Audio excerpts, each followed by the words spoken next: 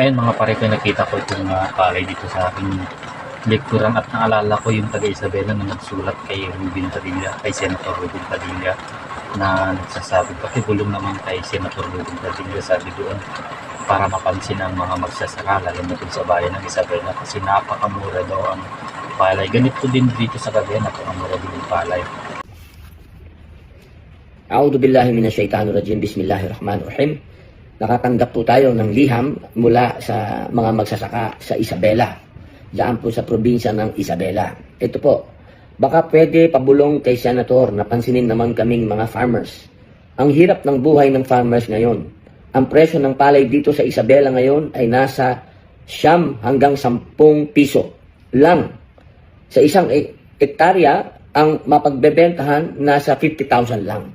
Ang gastos namin nasa 35 hanggang 40,000. Tatanggalan pa ng porsyento ng nagsasaka, halos 4K, halos 4,000. 4,000 na lang ang maiiwan sa farmers.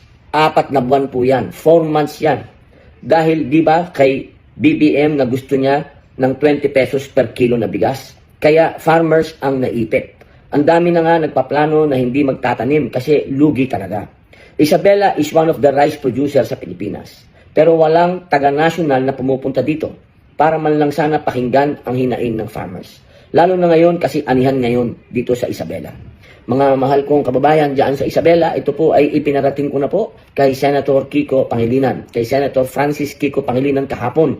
Kami pong dalawa ay nag-usap ng masinsinan habang naandoon po kami sa Supreme Court. At nangako po siya, nakakausapin po niya ang mahal na Pangulong Bongbong Marcos itong linggong ito.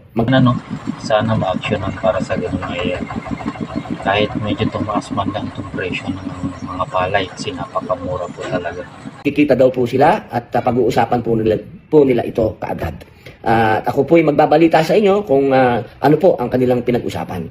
Sa ngayon po, antayin po natin ang resulta ng pagbulong ko po kay Senator Kiko na siya pong masasabi natin na chairman po. Siya po ang chairman ng Komite ng Agriculture dito po sa Senado. Asahan po natin yan at ipinagdadasal po natin ang magandang resulta ng kanilang pag-uusap ng ating pong Pangulo Bongbong Marcos. Maraming salamat po mga kababayan.